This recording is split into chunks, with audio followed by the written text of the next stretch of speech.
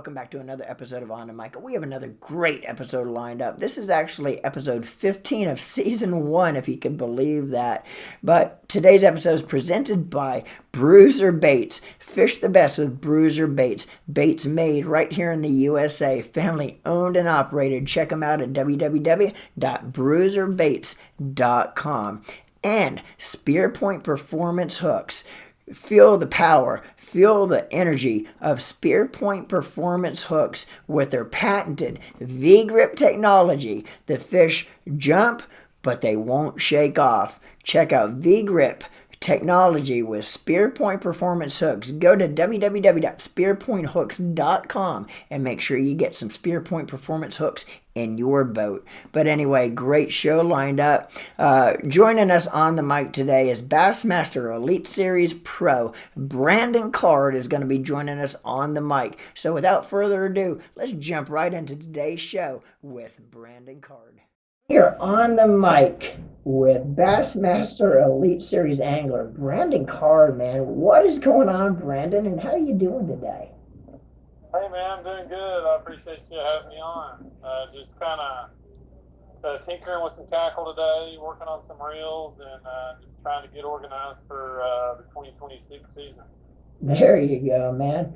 Yeah, a lot of people outside the realm of tournament angling, doesn't realize what goes in during the off season for you guys. I mean, you do have an off season, but a lot of times, man, you don't have the long off season. A lot of people think it's a lot of sponsorship stuff and getting ready for the next season, boat wraps, truck wraps, and a lot of different obligations that you got to do, So, it never ends. Once your season's done, you just keep rocking and rolling on and having to get ready for the next season, man.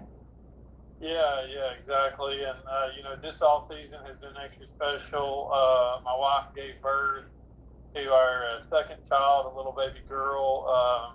She's actually 2 months old today. So she was born October 1st. Oh, wow. We've had a great time being loving on her, and we've had a lot of sleepless nights though. It's been an adventure, that's for sure. Man, that is so awesome, Brandon. Congratulations, man, to you and Kelly. That's so cool. That is so cool. So Davis has a little baby sister now, huh? Yeah, and her name is Kelsey Bell. So we got Davis, he's 4, and Kelsey Bell. Kelsey Bell, that's a really awesome name, man. Well, congratulations to you guys. Yeah, thanks, man. Your off season, man, when you do get some free time to do what you want to do, I know it's a lot of family time, spending time with the family, and with Kelsey Bell just being born, you probably didn't have a lot of time to do any hobbies or whatever, but do you have any hobbies that typically you like to do during the off season? Do you ever hit the lake and just go fishing, or do you kind of put the boat and the fishing gear away for a while, or what do you love doing during the off season, and even if it involves the family and everything else, but what's kind of your hobbies? Yeah, I mean, my son and I, before it got cold, we did several camping trips, and so he's real into that. Just loves being outdoors with me, and I take him fishing and stuff too. There's a pond up the road from us that a buddy has let me fish it, so I take him there. We go pond fishing, and he enjoys fishing out of the boat some, but he gets a little stir crazy in a boat, so bank fishing's a little bit better for him. But no, I mean, as far as any other hobbies go, I do enjoy playing basketball and passing football and baseball and stuff like that. Yeah. So I do that a lot with my nephews, and I'm sure when Davis gets a little bit older, we'll be passing football and baseball on the regular. That's for sure. Yeah, that's awesome, man. That's so cool. I want to go back to school, man. You went to the University of Kentucky and fished collegiately for the University of Kentucky. But now, when you went to college, man, that was kind of in the early days of collegiate fishing. And a little side note to your college fishing career is you were the first college series angler to actually qualify for the Elite Series. So I want to talk a little bit about your college fishing with the University of Kentucky and kind of some of the differences between college fishing back then and kind of when college fishing was new, and today with college fishing, some of the differences and even maybe some of the similarities of back then and today. Yeah, I mean, you said it. It was definitely when it was first getting on its feet, going. There was hardly any college teams when I first started. I graduated college in 2009, so I started collegiate fishing in 2005, and that the first year or two, they were just like asking people to come. Like there was no qualifying criteria, nothing. Like Bassmaster was just like, hey, we're hosting this collegiate national championship. Anybody can come that's a college student. and and I think maybe my first one that I went to probably only had like 50 boats or something, and so basically like during my 4 years of college fishing, it grew every single year, and then now it's just absolutely exploded, and it's just. I mean, back then I would have never had imagined that it would get to the level that it's at right now. Like right now, it's so competitive, and these guys are so good. Guys and girls are so good, and they're getting so much support from their families. You Yeah. know, like I remember showing up to that first national championship, and I was fortunate. My stepmom actually co-signed for me for a loan. I bought a 18 and a half foot skeeter with a 150, and so she's co-signed for me. I work at a grocery store and was able to make the monthly payments. And so honestly, like I had a pretty nice boat, but like nowadays, if you show up in an 18 and a half footer, like guys are going to be like, because everybody's in such nice boats Yeah. now. So, Yeah. but backtrack a little bit. Guys were fishing out of bass trackers and just anything that floated, really. Yeah. That's how it was for years. Like I remember on the UK bass fishing team. We had several guys in trackers. Of course, I had my skeeter. We had it like an old pro craft, and so yeah, I mean, like that's how it was, and so yeah, it's just gotten so big, so competitive, and it's crazy, man. Like all these college kids coming through the ranks, and they're so good. I mean, you obviously you got to see that last year with Easton Fothergill. Oh yeah. And then, Drew Gill on the Bass Pro Tour side, Yeah. Tucker Smith winning Rookie of the Year. So, I mean, like, it's just a testament to, how good these college anglers really are. Yeah, exactly. And even starting out with the high school ranks or even before high school with the junior anglers, because Bassmaster has high school, the Bassmaster has the junior Bassmasters as well. So they start at 7 or 8 years old in the junior Bassmasters and work themselves up. And I'm right with you there, Brendan. Some of the kids today, man, we could say one thing that some of the kids they're and especially the kids that the younger generation that even is on the Elite Series now, our sport is in good hands for many years to come, and these young anglers growing up in the sport, they're not only great fishermen and good fishermen, but they're great people on and off the water as well. There's a lot of great kids that's coming up, so that's the one thing. Our sport's in very good hands, whether you're on the water or off the water. For the future is looking very bright for the sport of bass fishing. Yeah, no, I totally agree. Something that I have noticed with this younger crop of anglers is, what you just touched on is that they're really nice guys, like super easy going, easy to lie. And very respectful. Yeah, and so I feel like the sport of bass fishing is getting to be maybe not as cutthroat as it used to be, and it seems like guys are just more easygoing on the water. They're not.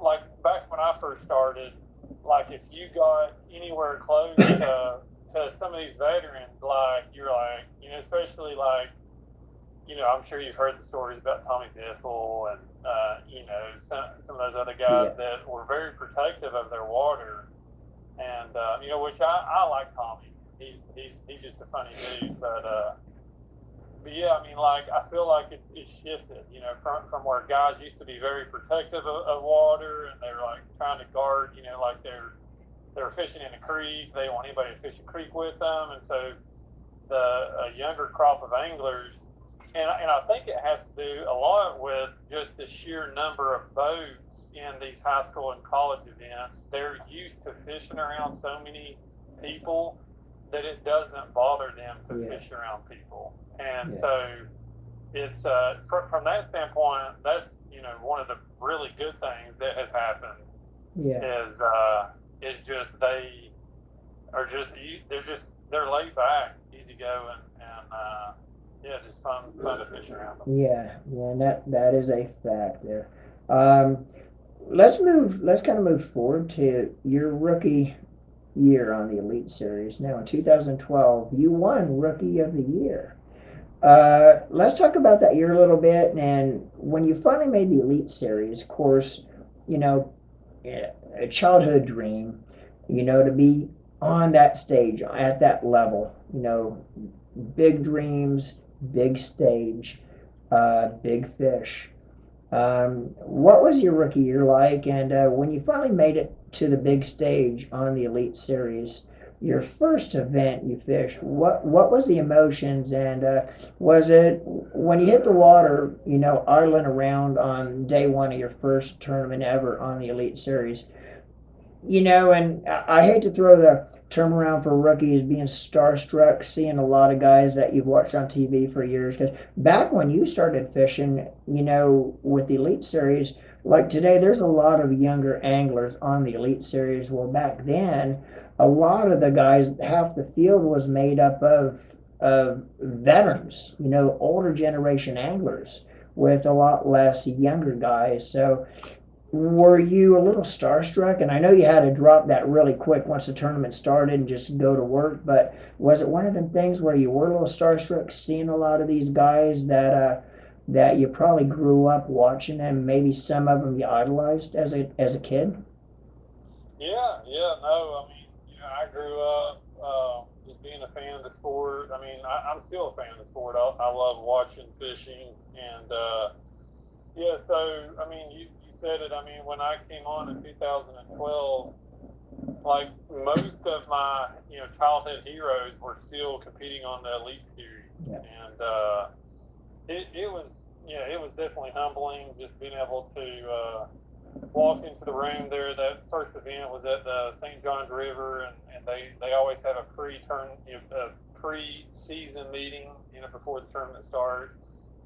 And just walking in there, getting to see Rick Klein and shake his hand, and meet Van Dam and shake his hand, and Skeet Reese. I mean, just the Denny Breyer. I mean, I sat actually. I sat and ate dinner that first meeting, that pre-tournament meeting. I ate with Denny and Tommy Biffle, and they were just cutting up and. Yeah, so that was pretty wild. I think at the time I was 24, and just living a dream, just. But no, that was an interesting event. Like I thought I had this phenomenal practice where I had all these like big fish marks, because they were spawning, really well, and up until that point. I thought I was a pretty good sight fisherman. I had made a lot of money sight fishing locally, and then even in the open the previous season Yeah. in 2011. I sight fished a lot in that season, and so I had like upper 20-pound bag mark, and I feeling pretty good about it, and so like literally what happened was within a matter of probably 2 hours, all those fish were like caught. Like Derek Rimmons was on one big one, he caught that one. Timmy Horton was on another one, caught that one, and by 10:30, like I literally had no more big ones, and I was like, okay, this is a different league than my sight fishing on a local level, and Yeah. even sight fishing on the open level. So. Yeah. I learned that I found out real quick that I wasn't quite as good at sight fishing as I thought I was. Yeah, and that's one of the things with fishing at that level, man. If you think you go out and find the best area on the lake, guaranteed probably 30 of your competitors also found that same area. There's no secrets when it comes to the Elite Series, because most of the guys, if you think you have a secret honey hole, it's probably not secret, because on day one, half the field probably knows about your spot. So them guys are just so good out there, and you've been fishing against them and with them and at that level for so long. Man, everyone on the Elite Series is just that good. Where there's no secrets on the water when it comes to that. At that level, man. Yeah, basically when I was, growing up and stuff, like I heard many pros back in the day say, find the fish and then you'll catch the fish. Finding the fish was the hard part. That's what I always heard. But now that I don't even think that's the case anymore. Like I feel like everybody finds the same fish. Now it's just who can trigger the bites. Yeah. So that's the biggest thing. So I feel like that's been a big shift from how I grew up fishing. Because basically triggering the bites that's the whole deal now. Oh yeah. Because everybody's so good, they, like you said, they all find the same stuff. Yeah. You're a 7-time Bassmaster Classic qualifier. Unfortunately, you didn't make the Classic this year for Knoxville. What is your motivation going into the 2026 season to get back to the Classic? Because, every Elite Series pro, that's the goal from day one, is you got to make the Bassmaster Classic. That's the Super Bowl. Everybody wants to be there, the 3 days of the Classic. So what's the motivation to get back? And talk about the Classic a little bit. What is it like being able to walk up on that stage on day one and, with the chance to really pull off something special within 3 days of the Classic? Yeah, I mean, it's just such a special event, just all the fans being there, and just packing out an arena, especially on day 3. The arena is packed, totally full on day 3, and it's pretty wild experience the first time that you pull through that arena and everybody's there. Right. But no, it's really special. The 3 days can change somebody's life forever. We saw that last year with Easton Fothergill. Yeah. That's the one event in the sport that that gives you a title that stays with you the rest of your life. And, extra stuff that comes with the Classic. All the media stuff, and it's kind of like you don't really know what to expect until you experience it, once or twice. Right. So now, I kind of understand, the process and try to maximize my time, as efficiently as possible. And that last tournament, or the last Classic that I fished in, which was the Grand Lake Classic, that Hamner won. I was in the Super 6, going into the final day, and I had a chance to win that thing if Justin would have struggled a little bit, and if I would have had a banner day. And just going out like in the morning, just knowing you had a shot, it's just unbelievable. I mean, it's something that I wish every bass fisherman could experience.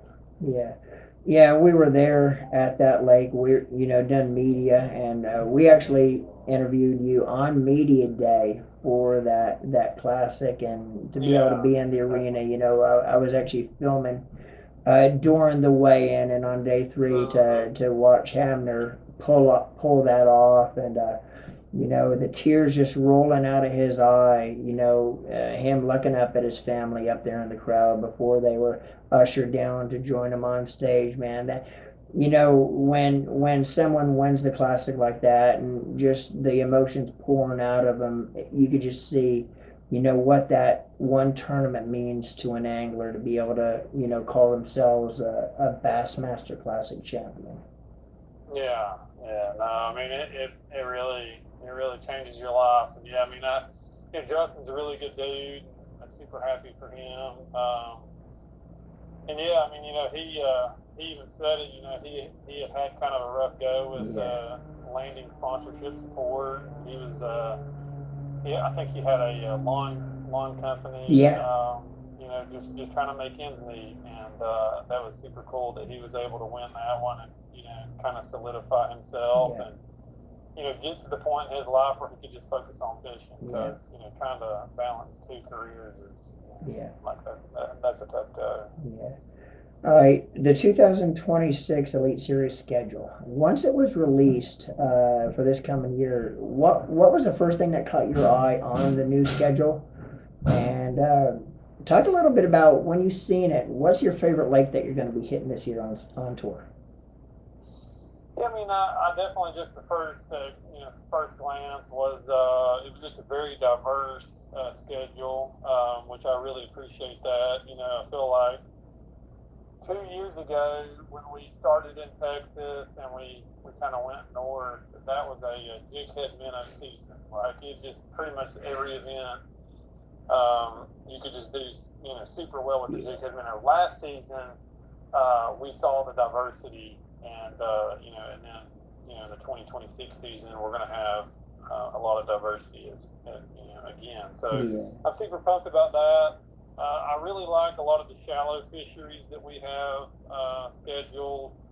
Tom Digby Waterway, the Arkansas River, even Lake Murray. So yeah, I mean we're heading back to the Pasquotank, which is going to be fun. So yeah, I mean it's a great schedule. I really appreciate Bath doing the hybrid, basically 4 events without forward-facing sonar and 5 events with forward-facing. So really appreciate them doing that. I feel like that's going to be great not only for the anglers, but it's going to be really great for the fans to be able to witness some old school fishing and then mixed in with some new school. Yeah. It's going to be awesome. Yeah, I think it's going to be a great year because of that. And what's your thoughts on the determination of which lake's going to be forward facing, which lake's without, as far as the flip of the coin? What do you think about that determining factor? Yeah, I mean, I thought that was a really good idea. I mean, Pretty much that makes it kind of fair for everybody, doesn't it? yeah, it does, and they grouped the events in two. So one basically they flipped the coin, and then one got forward facing, and the other one didn't. So I felt like that was important. Is to spread it out throughout the season. What we didn't want to have is have 3 or 4 forward facing back back to back to back, and then have several non-forward back to back. Like I feel like it was good just spacing it out throughout the season.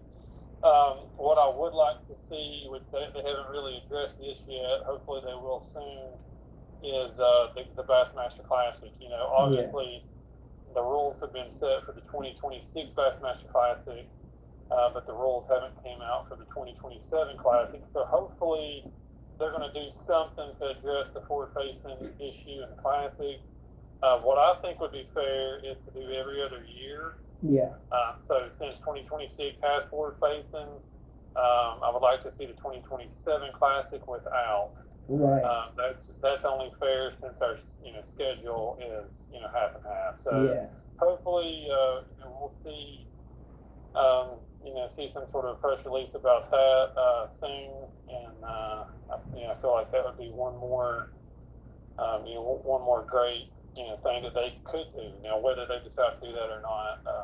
who knows? But I do know if they don't do something for the classic, that it's going to get stale eventually because let's face it, in the March, basically the classic is in March of every year, and pre-spawn time of year, forward facing is going to dominate. It doesn't Yeah. matter whether you're on Grand Lake, whether you're on Ray Roberts, up in Knoxville on the Tennessee River.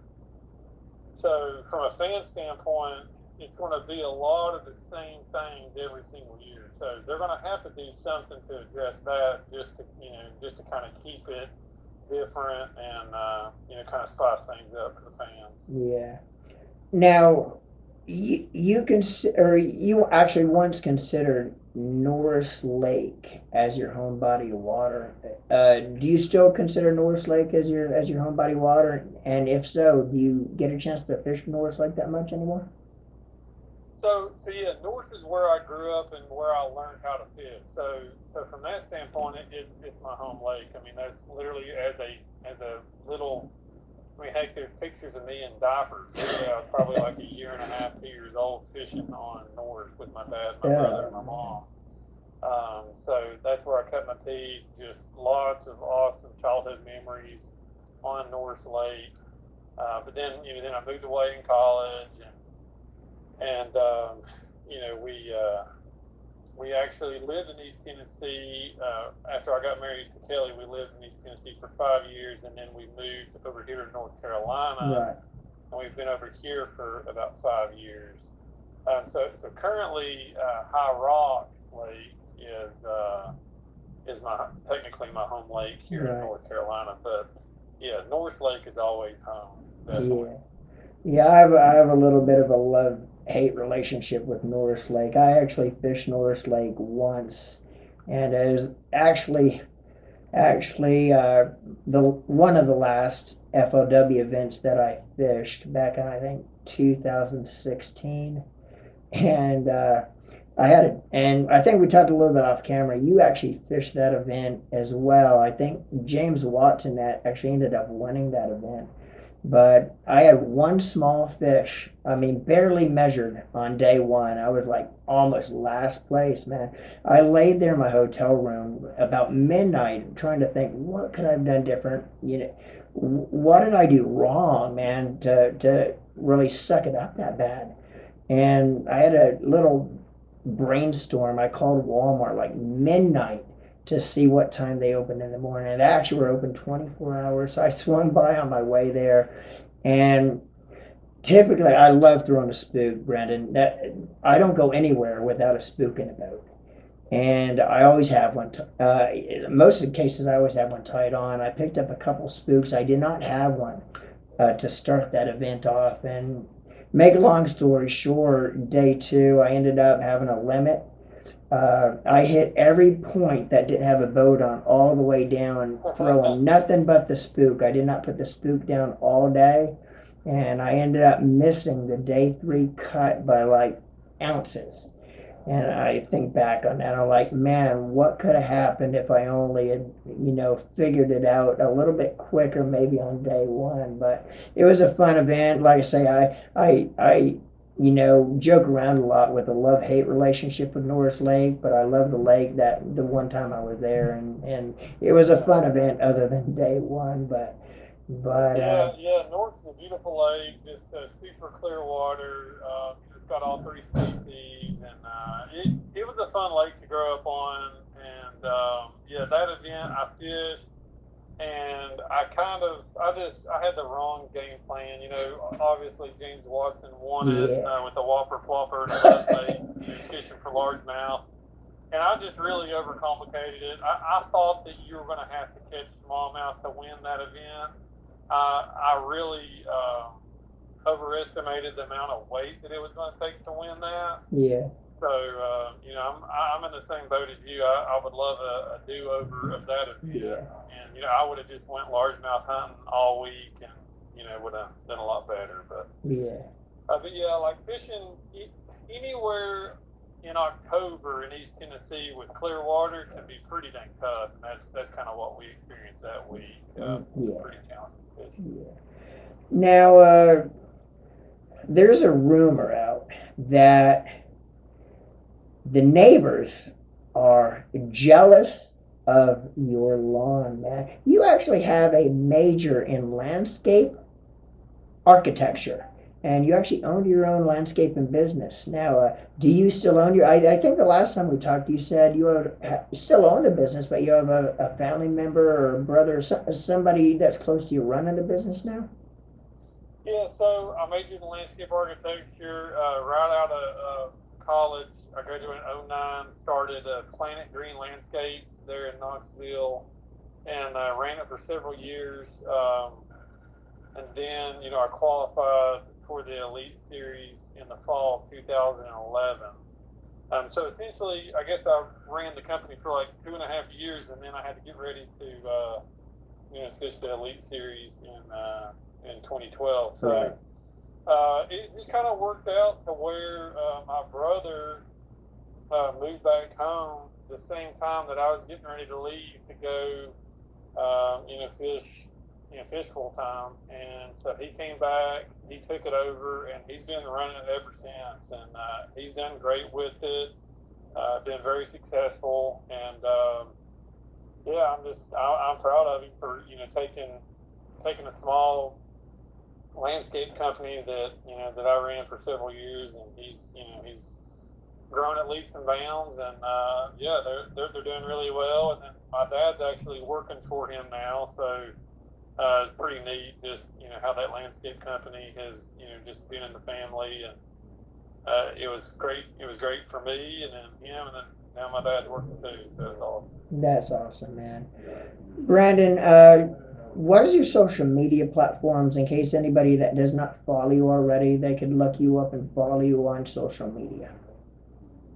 It's just Brandon Card. So it's Brandon Card on Instagram, Facebook, and it's Brandon Card Fishing. But I post a little bit on YouTube, but mostly on Facebook. Man, Brandon, that is awesome. Make sure you get out and follow Brandon on all the social media platforms. And, follow him next year on the Elite Series. And it's going to be a fun year. It's going to be a different year with some of the rule changes. But I think, it's just going to be a great and better year every year from now on out, moving forward. But, man, Brandon, it's always a pleasure.